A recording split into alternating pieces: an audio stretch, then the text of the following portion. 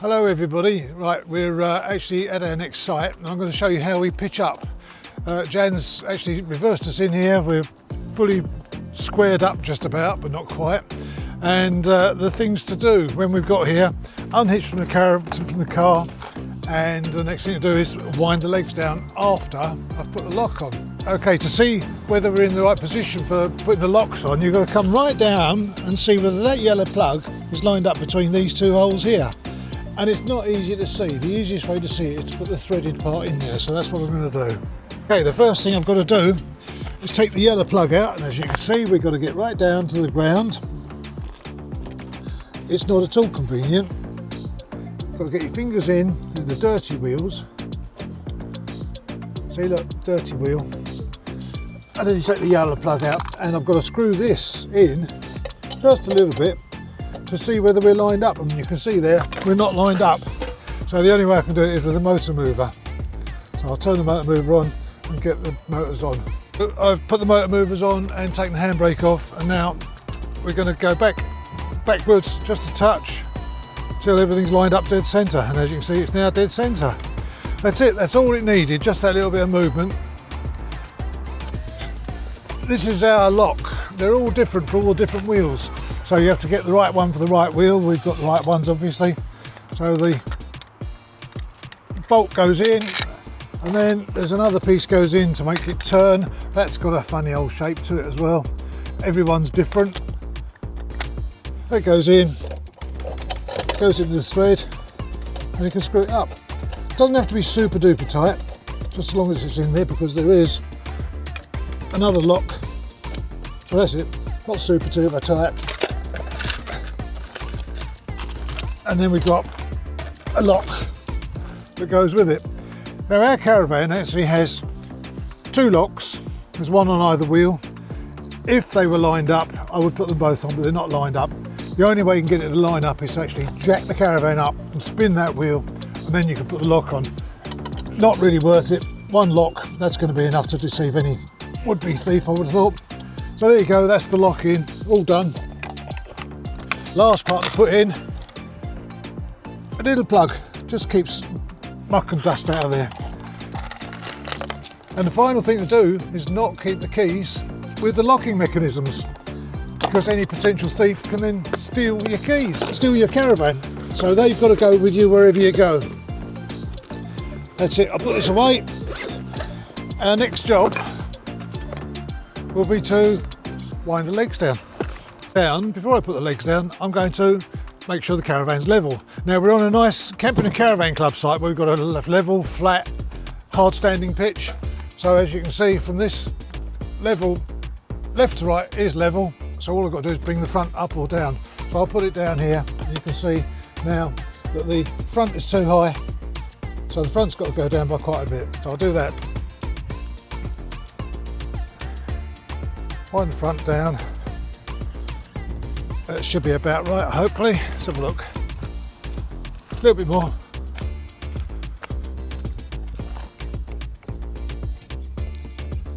And that's where it came off the car, so it should be level. Yep, that's level. I'll wind the legs down. Here we go. When using a drill, obviously the drill's not that strong.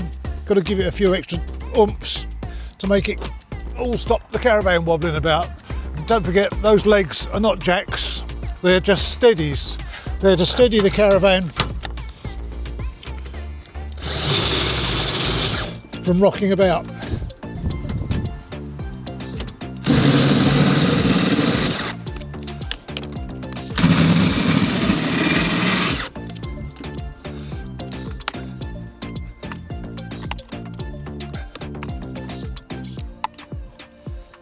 That's my last job on the outside. The final part for me to do is to plug the electrics in. Mains lead. Oh, and it comes off, and it's got to be plugged into the caravan first. And you take it from caravan to power, not the other way round. Because if you take it the other way round, you could find that you'll have live electrics in your hand before you plug it in. I need the key to unlock it. I can unlock it, but I can't open it. There's nowhere I can get hold of to open it. It needs a handle on it, or it needs to be able to be closed without the key. All I can do is put the key in and pull it through on the key. That's going to break the key one day. So that one goes in the caravan.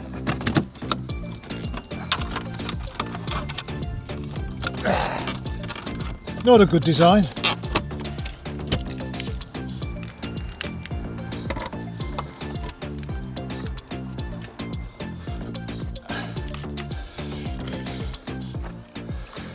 Now my method for this is to lay the cable out so it all goes out nice and neat and tidy. I can make it up afterwards. Go over to the post and plug it in.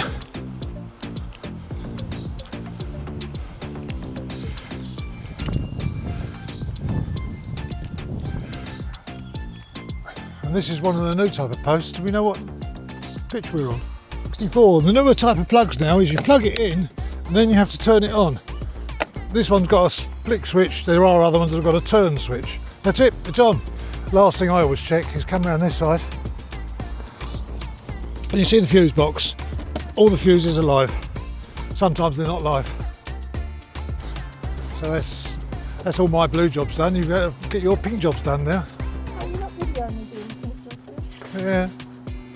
Waste bucket first. That goes around the other side.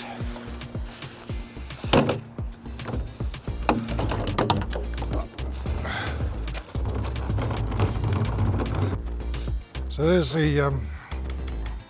there's the waste bucket down by the side of the two waste outlets, and we'll put the waste pipe into it.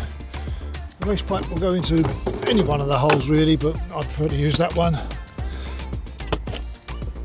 And here's my waste pipe, and we've got extension pieces for it as well, which I'll show you in a minute.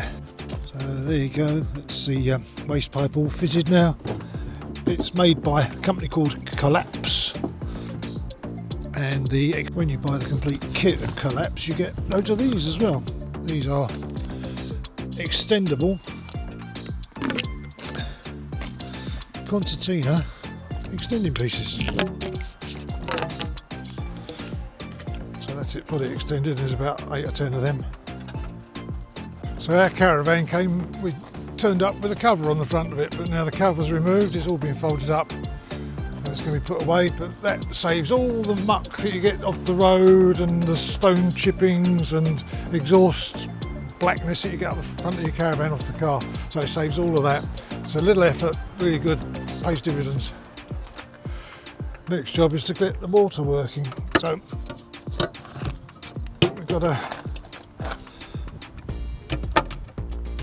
to get this cover and lift it up. You can tell it just clips. It's a really bad design because once the pipe is plugged in, the cover is flapping about in the wind. So it's plugged in and you can now see that it's flapping about in the wind. And this particular pump has got a little notch in it, where the pipe actually sits into it. The pipe sits in, keeps the pump off the ground. Good idea.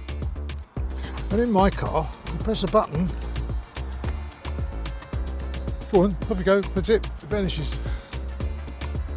The cover's covered and it's folded up. The front cover's in a bag. Last thing for us is to get water. Put the handles together. Hose pipe, because not every site has got a hose pipe. And we have 2 barrels, which seems to last us about 3.5 days. So we're on a club site, and there's the toilet block. Club sites are really quite nicely looked after, especially Camping and Caravan Club, the friendly club. And we get drinking water taps just outside here. Very good. Filling up the water. So whilst that's filling up, I'm going to go look in the gents. No dogs allowed, gentlemen's. Oh.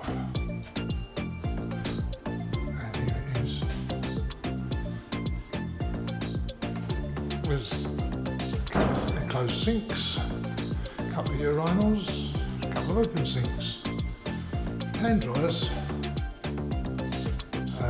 thunderbox, more thunderboxes, showers, all clean, and hair dryers, which is always useful for those of us that have got hair.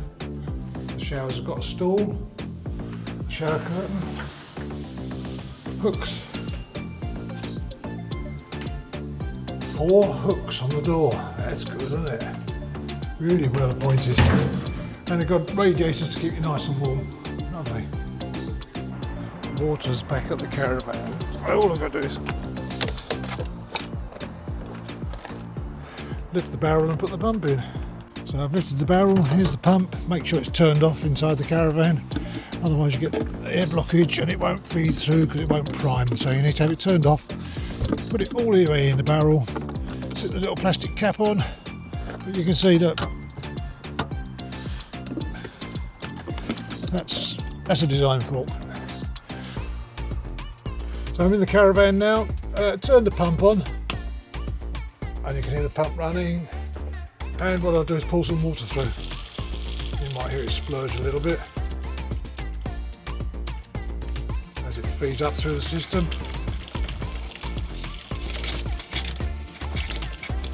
Just pushing the air out of the system. So that's the cold. Having the cold on will partially fill the hot tank if that's empty, but then turn the hot on. If it's empty, it will push loads of air through, and eventually you'll get your water coming through solid. But when you come into the bathroom area, you can do the same. Turn the hot tap on, so it's coming through lovely. Turn the cold on, that's coming through lovely, so there's nothing in there. The toilet itself is just here. It has L-sand blue in it, and funny enough, that's a pink job, putting L-sand blue in, so lady wife will be doing that one. And outside, now the heating. This is the Aldi heating system. Again, not very well designed. I do know how to use it now. You press once and it says off. You press on, that turns it on. Now you press again, that sets your temperature that you want your heating set to. At the moment it's set to 22.5. We don't want it that high, so we'll turn the heating down so it doesn't keep turning on and off even though it gets a bit colder, to 15. Later on today I'll turn it back up. The next press is if you want the hot water to heat hot water rather than central heating because someone's had a shower and you need more hot water. Next button is for gas, which is off at the moment, you can turn it on. Next one is for your electric. It's on 3 kilowatt, you can have 2 kilowatt or 1 kilowatt, so it shows you there. We have it on 3 kilowatt now because that's just as good as anything else, and finally it goes back to nothing, and that's it. Easy as that. Pumps on, everything else, master switch is on. We have got electricity and we're plugged into the mains. So now I've got to turn the fridge on. The fridge, we've got one of these large fridges, so I'll open it up. Things, bits and pieces will fall out of course, and you've got buttons at the front, and all I do is press that one, it goes beep, and it's on mains. When we left our last site, the freezer was running at minus 12 degrees. It's now minus 4 near enough. So it's lost that much temperature.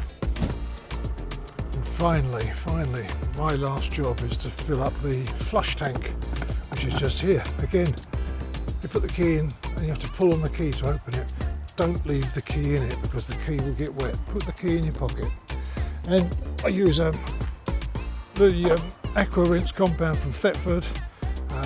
It does tell you how much to put in. I'll just put in a couple of drops and you'll see how much in a minute. So feeding it in, putting a couple of drops in. That's it, that's enough for that one. You only want a touch of pink because otherwise it just makes it all grotty and black bits coming out of the water. And finally it's got to be filled up with water. Now I've got a 1 gallon container and a 2 litre container, so it's about 1.5 gallons, and that is sufficient to fill that tank up. It's about a 7.5 litre tank, so I've got sufficient water here to fill it up. And the way I fill it up is by using an old Ad Blue spout, and that goes onto the top of one of these bottles. It's on the top of the bottle, and you can then pour it straight into the tank without it spilling all over your feet.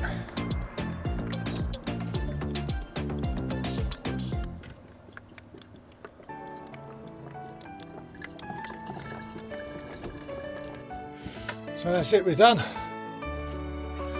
Final step will be put the kettle on for a cup of tea, Let me tell you. plug the telly in.